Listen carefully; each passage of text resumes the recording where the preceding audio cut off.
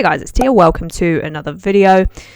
So, I heard you want to make money on Etsy. Well, I think it's easy enough for me to sit here and say all these things that I've sort of repeated in previous videos, like traffic, conversions, low competition, high demand niche, SEO, good images, all those things I've said a billion times before, but what does that actually look like in practice?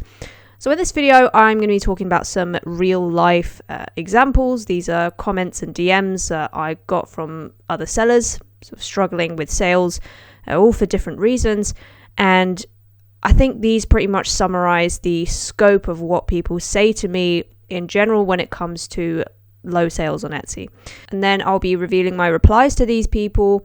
So saying what I would do in their situation, and I think it's going to be a useful watch if you are struggling with sales as well. I think it will help other people as well. So if you find this video useful, make sure you like, subscribe, bell, all of that good stuff. But firstly, an update from Paul, who was the star of my latest Etsy video titled "The Number One Reason You Have No Etsy Sales."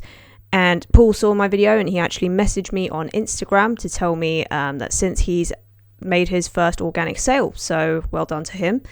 And I'm sure he appreciates all the encouraging comments you guys left on the video as well. Now, I won't read the entire comment again, but essentially he had decent traffic, so over 3,000 views and over 100 listings, but still no sales, which is kind of strange considering the average e-commerce conversion rate is around 1 to 2%. So you would expect him to have at least 30 sales by now.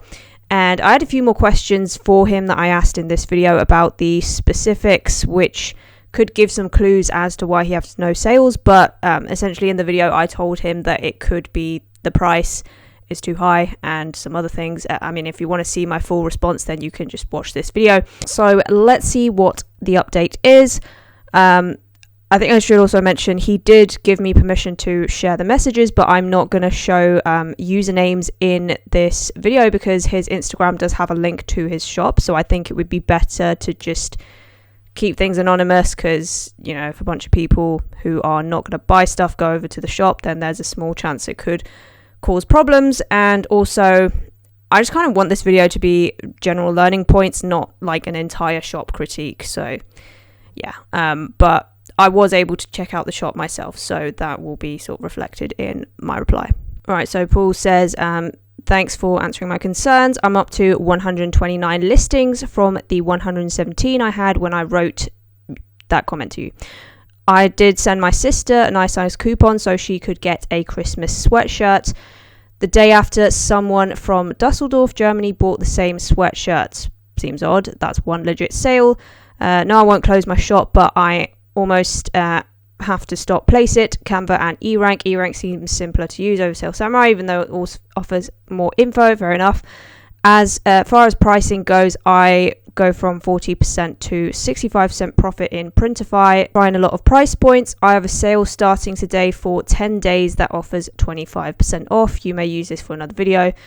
Thanks for your help. So this was my reply. So no worries. Great to hear from you. Congrats on the first sale.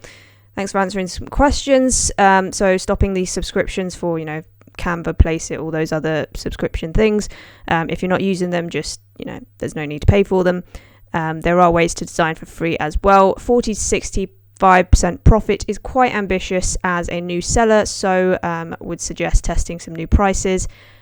Definitely lower prices than that, and maybe make more sweatshirts in a similar style and similar keywords like the one that was sold. So yeah, that's another point. If something sells, then just try and make more of that style because you've discovered something that sells. So that was an update on Paul. Now let's look at this next person who has problems with a digital products shop and what I would do in that situation. So, hi TS, started an Etsy store with digital products, planners, self-care templates, and wall art. I have 2.9k views, so decent amount of views, with 30% of that being from Etsy. My only sale came from a family member who wanted to support.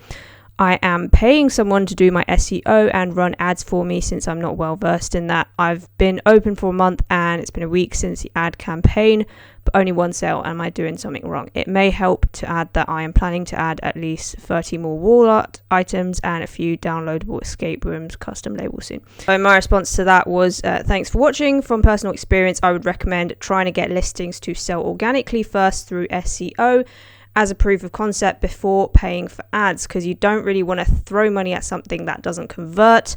Testing for a lower cost by simply uploading more listings so you can find out which products and which keywords and types of products perform better for you is a better approach in my opinion. Many people who run ads and offer SEO services don't know what they're doing and are just trying to sell you services, so I wouldn't put all my faith into that. I would recommend going through the market, taking a note and save the listings which are doing well in your niches, so digital products, and then get an idea of what sells in the space and which keywords gain traction. So it's all about, traffic and conversions again.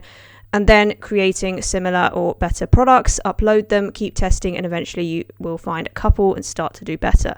So yeah, she was frustrated by paying for services and getting views with no sales. And the main point I want to bring up with this one is Etsy ads and also buying these external services. So be wary of these online services that promise to boost your Etsy sales or your SEO ranking.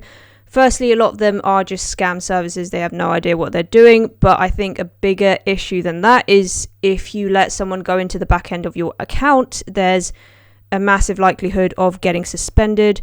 Etsy is great for making money if you can stay on it, but unfortunately, you can so much as sneeze and get suspended. I mean, I've had people sort of message me saying things like, for example, this person had my Etsy shop suspended at the end of October for breaking Etsy's rules. They didn't provide any more information on this. I believe the suspension was due to a simple mistake. Did not provide a production partner on one of the listings. Shop has over 1.5k sales, 4.9 star reviews out of roughly 400 reviews, so some pretty serious numbers there. Appealed and apologized, providing the facts, but I was rejected. So yeah, some pretty serious numbers, still got suspended. I told him to email them and basically tweet at Etsy, but gives you an idea of the sort of thing that can happen. People have said they got VAs from different countries to work on their Etsy stores alongside them, and now they're just permabanned. So I wouldn't recommend it at all. I would recommend finding out which organic listings sell before throwing money at them and then using ads, because all ads do is increase your search rank so more people see it. But if your listing doesn't convert, then no matter how much money you burn through, you're not going to see any return. So why not just test, dip in the water, save the money, and then discover what sells for you for free, and then put money into the listings that are selling. So lastly, this person was struggling to make sales, and I think is a pretty typical sort of issue I see. Again, I won't be showing any shop names, but you will get an idea of what their shop was like from my reply. Hi, great to hear from you. I've just released a video that might help, which was that why you have no Etsy sales video. So as for the shop, what does the traffic and conversion rate look like? That's probably the first piece of information I want to know. We've got lots of listings. Looks like you've put thought into SEO and images. However, the niches you've chosen are pretty competitive. So there's a lot of Christmas and Halloween stuff. And while the designs could be improved, there are frankly much worse designs that still get sales. So obviously, try and improve your quality of designs, but I think it's sometimes a bit deeper than just the fact that, designs aren't good, because really bad designs still get sales. So with the work you've done already, I'd suggest uploading similar listings to what has sold. So tote bags, and doing research to find some niches with less competition, lower the price a little bit, but don't go into negative profits. And there's a lot of Christmas stuff as well in the shop, so hopefully those sales are to be made next month. Anyway, try that and see what happens. And these are the stats. So 1,163 visits, 13 sales, 1.1 conversion rate, which is actually on the low end of average still, so it's not below average. And print on demand, mugs, jumper sectors, pretty competitive. That is true. Approximately £2 profit per mug. That does sound about right. And I talked about fulfillment companies as well. So Unfortunately, fulfillment companies have increased their prices to such an extent that it's significantly cutting into profit, and I'm wary of cheaper alternatives. For example, you guys might have heard of Print Tailor. That turned out to be a scam company. They shut down within like a few months of opening. And hopefully you can get a couple winning listings and then gradually increase the price from there. Good luck. Also, 1 to 2% conversion rate is about average for e-commerce, even with paid traffic, so don't be too disheartened, right? Yeah, I think this highlights a problem that a lot of people are having right now, which is basically just low profits. Etsy's increased their fees, and production partners have increased their prices as well. This stupid inflation is eating up everyone's profits right now, and any super cheap companies are always suspicious. The reason some sellers can sell shirts at ridiculously low prices is probably because they have bulk deals. So if you buy upfront, 100,000 shirts in bulk, then you can get a lower unit cost, or some suppliers like Printful actually offer discounts for sellers that make a lot of sales with them. But if you're just starting out, then you're not going to be able to undercut on price. So there'll have to be something else that you focus on, whether it's the design or a less competitive niche or just changing the product type altogether. I used to sell a lot of print on demand, but now I mostly sell digital products because the profits were getting really low and it just wasn't sustainable on top of all the customer requests. So yeah, that's it for today. Hope you learned something from that. If you have any suggestions for these people or anything to add to what I said, let me know, and I'll see you in the next video.